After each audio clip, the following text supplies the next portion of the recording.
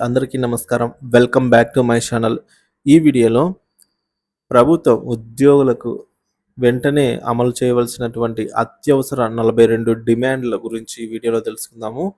So, వివరాలైతే పూర్తిగా వీడియోలో తెలుసుకుందాం. వీడియోని ఎక్కడే కానీ స్కిప్ చేయకుండా చివరి దాకా చూడండి ఫ్రెండ్స్. అప్పుడే ఇన్ఫర్మేషన్ పూర్తిగా అర్థమవుతుంది. అలాగే వీడియో చూస్తున్న ప్రతి ఒక్కరూ వీడియోకి లైక్ చేయండి. ఈ వీడియోని తోటి ఉద్యోగ పెన్షన్ మిత్రులతో అయితే షేర్ చేయండి. కొత్తగా మన ఛానల్ చూస్తున్నవారు సబ్స్క్రైబ్ చేసుకున్నట్లయితే దయచేసి మన ఛానల్ అయితే సబ్స్క్రైబ్ చేసుకోండి. దీని ద్వారా నేను చేసే లేటెస్ట్ వీడియోస్ అన్నీ మీ వరకు రీచ్ అవుతాయి. ఇక ఆలస్యం చేయకుండా వీడియోలోకి అయితే వెళ్ళిపోదాము. ఫ్రెండ్స్, ముందుగా మనం చూసుకున్నట్లయితే ఇక్కడ జూలై 1, 2022 నుంచి పెండింగ్‌లో ఉన్నటువంటి అన్ని 4 డిఎన్ఎస్ అలవెన్స్‌లు, డిఏలు అలాగే జూలై 1, 2024న జియో ద్వారా ప్రకటించబడే ఒక కొత్త డిఏ మొత్తం 5 డిఏలు వెంటనే విడుదల చేయాలి. బకాయిలను నగదు రూపంలో చెల్లించాలి. ఇది మొదటి డిమాండ్. పెండింగ్‌లో ఉన్న అన్ని బిల్లులను క్లియర్ చేసి 2022 నుంచి ఈ-కుబేర్ వ్యవస్థను రద్దు చేస్తూ ట్రెజరీ డిపార్ట్‌మెంట్ ద్వారా బిల్లులను క్లియర్ చేసి పాత విధానాన్ని పునరుద్ధరించి ఉద్యోగులకు చెల్లించాలి. అన్ని ఉద్యోగుల సంఘాల సంప్రదింపు చర్చలు ఇప్పటికే పూర్తయిన దృష్ట్యా ధరల పెరుగుదల ప్రకారంగా 51% ఫిట్మెంట్‌తో రెండవ పీఆర్సీ సిఫార్సును, పీఆర్సీ రిపోర్ట్‌ను తెప్పించుకొని అమలుకు చర్యలు వేగం చేయాలి. ప్రభుత్వం మరియు లబ్ధిదారులు, ఉద్యోగులు మరియు పెన్షనర్లు మానవ సహకారంతో ఉద్యోగుల ఆరోగ్య పథకమైనటువంటి ఈహెచ్ఎస్ అమలు చేయాలి. కాంట్రిబ్యూటరీ పెన్షన్ స్కీమ్ రద్దు చేసి సిపిఎస్ అండ్ యూపీఎస్ పాత విధానాన్ని అమలు చేయాలి. వీటిని రద్దు చేసి ఓపీఎస్‌ని అయితే అమలు చేయాలి.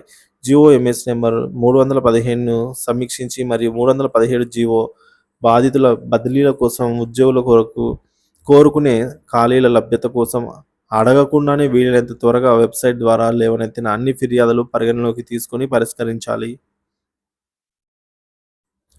7వది, ఉద్యోగుల సమస్యల పరిష్కారానికై గౌరవ ముఖ్యమంత్రి వర్యులు శ్రీ రేవంత్ రెడ్డి గారు ఉద్యోగుల జేఏసీ నాయకులను వెంటనే పిలిపించి పరిష్కరించాలని కోరడమైనది. 8వది, ఉద్యోగుల జేఏసీ జిల్లా స్థాయి కమిటీల ఏర్పాటు చేయాలని తీర్మానించడమైనది. ఉద్యోగుల సమస్యల సాధన కోసం భవిష్య కార్యనిధి ప్రకటించాలని అయితే తీర్మానించడం జరిగింది. అన్ని శాఖలలో పని భారాన్ని తట్టుకోవడానికి కొత్తగా ఏర్పడినటువంటి జిల్లాల అదనపు క్యాడర్ స్ట్రెంత్‌ను మంజూరు చేయడం. అలాగే కొమ్రగల్ వద్ద ఐడీఓసీ రంగారెడ్డి జిల్లా ఉద్యోగులకు 24% హెచ్ఆర్ఏ మంజూరు చేస్తూ ఉద్యోగులకు రవాణా సౌకర్యాలను కూడా అందించడం. కాంట్రాక్ట్ మరియు అవుట్సోర్సింగ్ ఉద్యోగులను క్రమబద్ధీకరించడం మరియు భవిష్యత్ రిక్రూట్మెంట్లలో కాంట్రాక్ట్ వ్యవస్థను రద్దు చేయడము.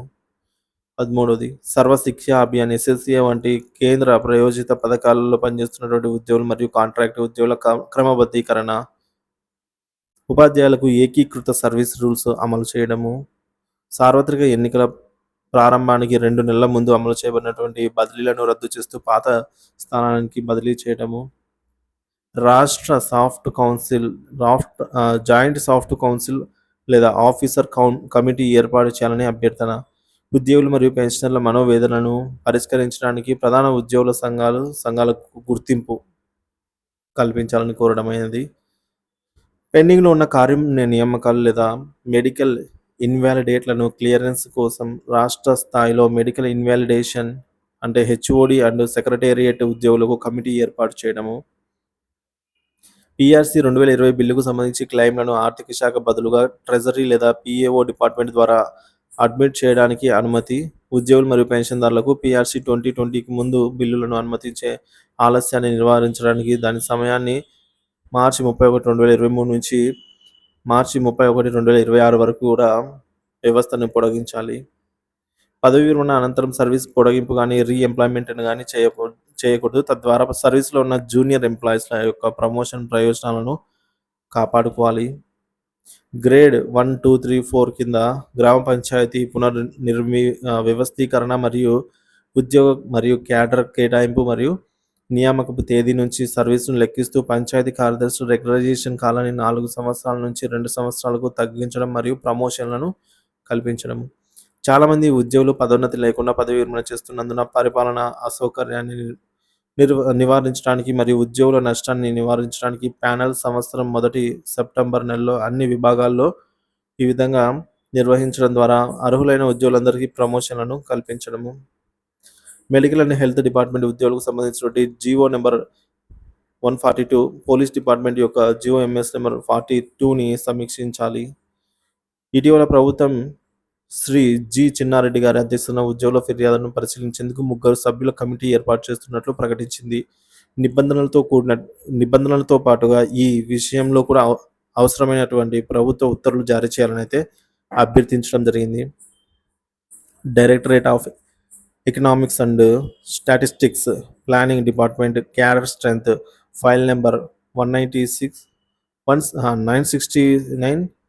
ఈ తేదీ వచ్చేసి మనకు 26 మార్చ్ 2024 గౌరవ ముఖ్యమంత్రి గారు ఆమోదించడము.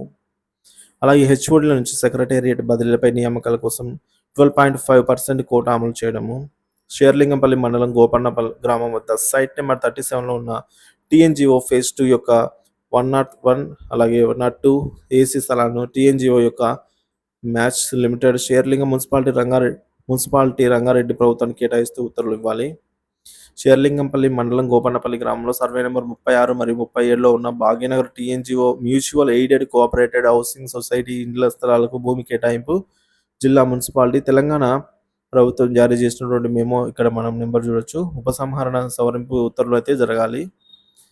ఏపీలో పనిచేస్తున్నటువంటి తెలంగాణ క్లాస్ 4 ఉద్యోగులను మిగిలిపోయిన సుమారు 50 మంది సభ్యులను మరియు 9వ 10వ షెడ్యూల్ నందు పనిచేస్తున్న తెలంగాణ ఉద్యోగులను తిరిగి తెలంగాణకు తీసుకొని రావటము. జిల్లా ప్రజా పరిషత్ వ్యాధిగ్రస్త ఉద్యోగులపై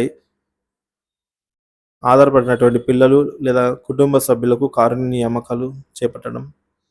రాష్ట్రంలోని మోడల్ స్కూల్ మరియు రెసిడెన్స్ స్కూల్ విద్యాభవన్ విద్యా విధాన పరిషత్ గ్రంథాలయ సంస్థ మార్కెటింగ్ కమిటీ ఎయిడెడ్ సంస్థ ఉద్యోగులకు 010 హెడ్ ఆఫ్ అకౌంట్స్ ద్వారా జీత భత్యాల చెల్లింపులు జరగాలి.